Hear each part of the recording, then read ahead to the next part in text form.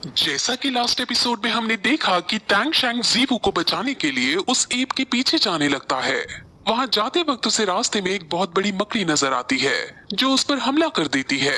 वो मकड़ी बहुत ज्यादा स्ट्रॉन्ग थी और वो कई हजारों साल पुरानी थी। इस मकड़ी को मारना बहुत मुश्किल था क्योंकि खुद ये एक जहरीली मकड़ी है, जिसकी वजह से अगर टैंग शैंग उस पर पॉइजन छोड़ता है तो मकड़ी पर इसका कोई असर नहीं होगा। अब टैंग शैंग कैसे ना कैसे करके उसे बचाने की कोशिश करता है और उसको ब्लू सिल्वर प्लांट की मदद से जकड़ने की कोशिश करता है, लेकिन मकड़ी हर बार उसके जाल को तोड़कर उस पर अटैक करने के लिए आगे बढ़ती रहती है। वो मकड़ी अपना स्पाइडर वेब छोड़कर लोगों को फंसाती है और उसके वेब में लगा हुआ पॉइजन धीरे धीरे इंसानों को मार देता है और मकड़ी अब इसी वे में टैंग शैंग के ऊपर अपने जाले छोड़ने लगती है। टैंग शैंग के हिडन वेपन्स का भी उस पर कोई असर नहीं हो रहा था। इस मकड़ी को तभी मारा जा सकता था जब ये मकड़ी घायल हो। अब काफी लड़ाई करने के बाद फाइनली मकड़ी टैंग शैंग को अपना डंक मार देती है और टैंग शैंग बेहोश हो जाता है।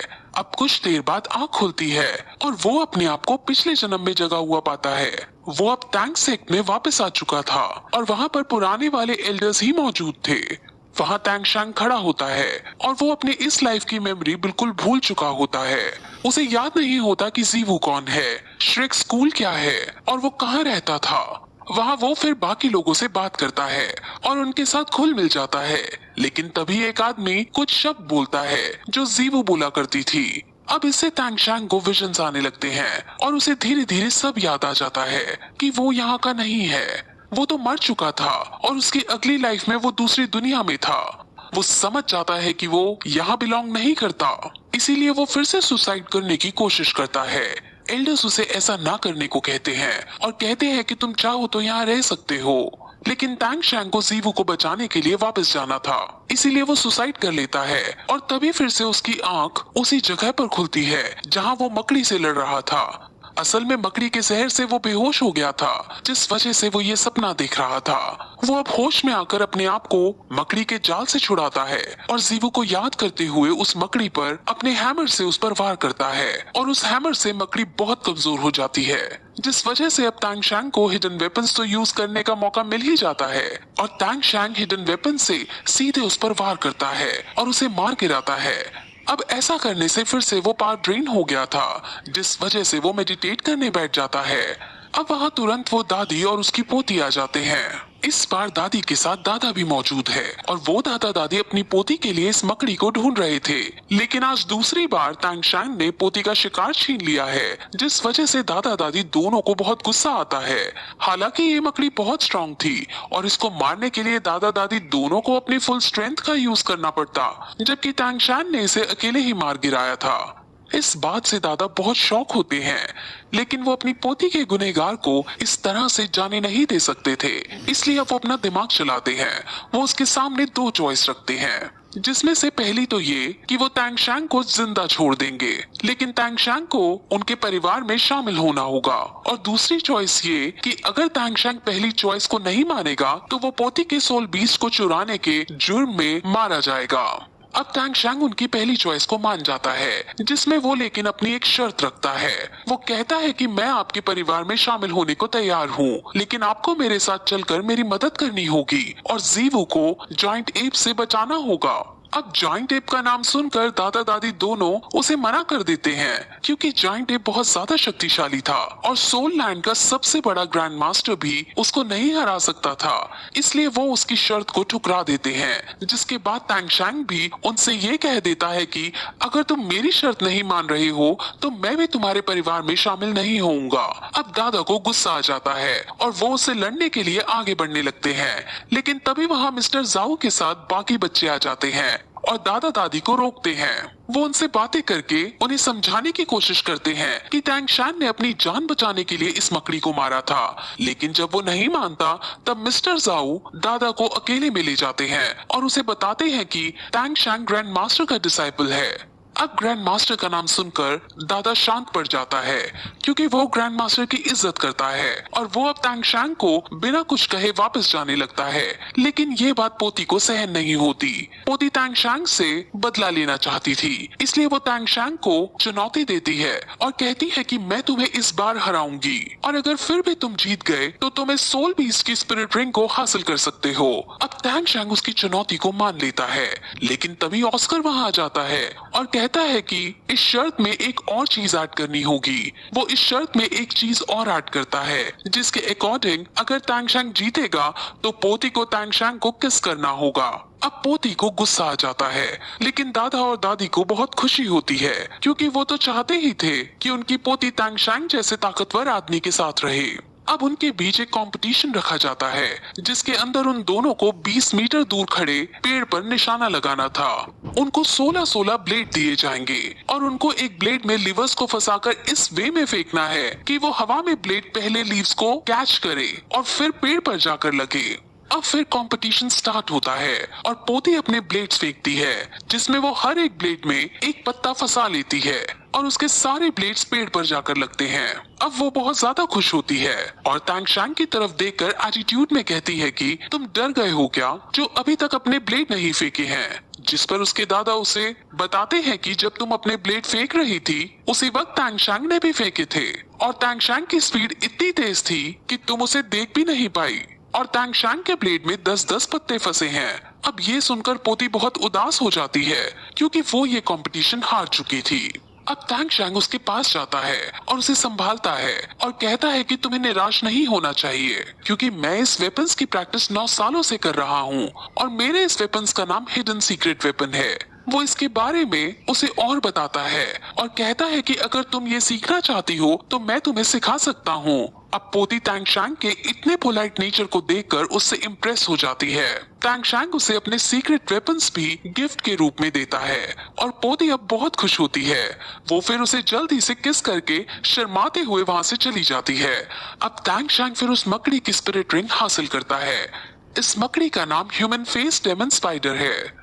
वही शहर के स्कूल में हम ग्रैंड मास्टर को देखते हैं, जो तांगशांग के बारे में ही सोच रहे थे और उन्हें उसकी याद भी आ रही थी। अब अगले दिन तांगशांग के पिता तांग हाओ उस जगह आते हैं जहां तांगशांग ने मकड़ी से लड़ाई की थी और वहां वो बहुत सारी ब्लू सिल्वर प्लांट को देखते हैं और अपने बेटे की काबिलियत पर बहुत गर्व महसूस करते हैं। वहां से वो एक जगह जाता है जहां हर तरफ तबाही मची हुई थी।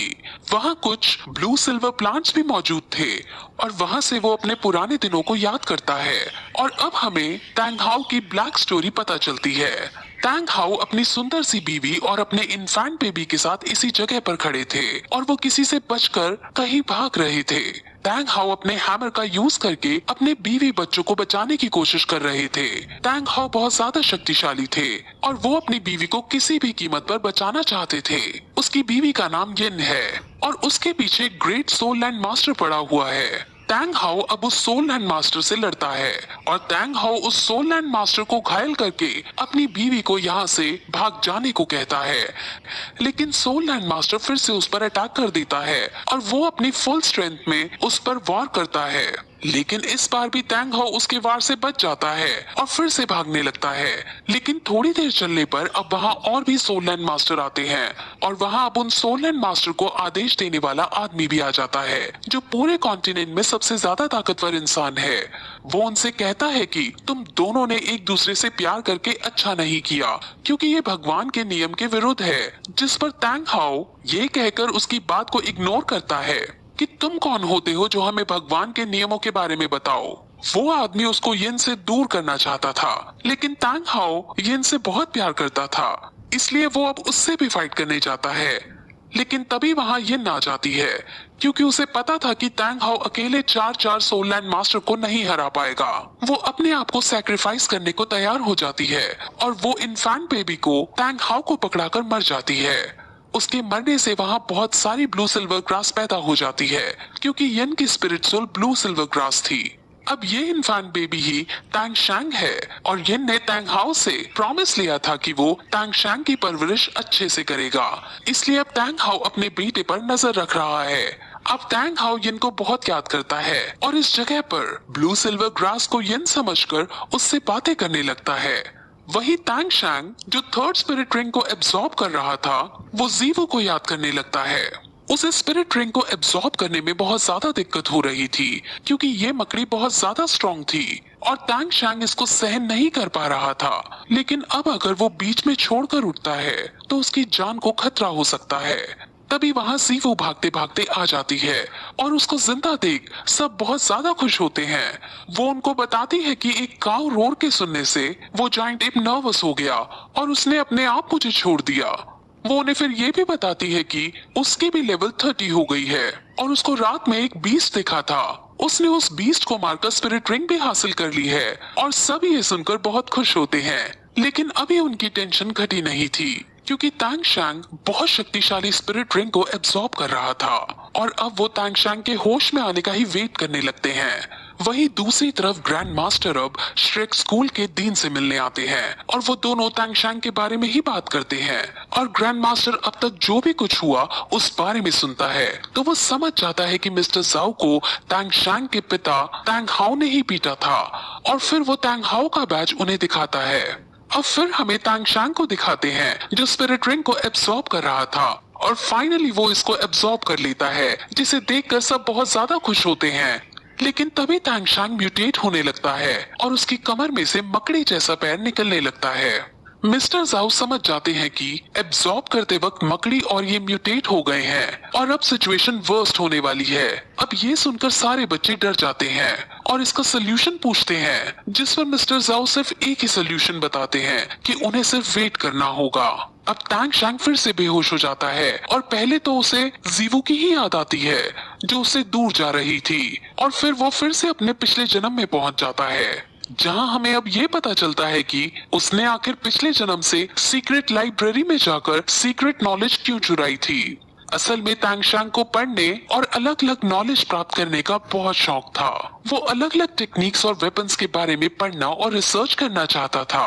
वो अपने भी कई सारे वेपन्स बनाया करता था लेकिन उसके इस टैलेंट की वहाँ कोई कदर नहीं करता था। उसके साथ रहने वाले बच्चे उसके वेपन्स को देखते तक नहीं थे और उसके सामने ही उसकी बुराई करके उसके वेपन्स को तोड़ दिया करते थे जिस वजह से टैंग शैंग बहुत फ्रस्ट्रेट रहा करता था और टैंग शैंग अब कुछ बड़ी और सीक्रेट नॉलेज प्राप्त करना चाहता था और इसलिए अब वो एल्डर्स से सीक्रेट लाइब्रेरी के सीक्रेट वेपन्स के बारे में पढ़ने को कहता है जिस पर एल्डर्स उसे बहुत गुस्सा करते हैं क्योंकि उन वेपन्स और उस नॉलेज के बारे में जानने का हक किसी को नहीं था। इसलिए वो उसे बहुत गुस्सा करते हैं और उसे इस क्लैन से निकल जाने को कहते हैं और फिर यही ये एपिसोड इस तरह खत्म हो जाता है।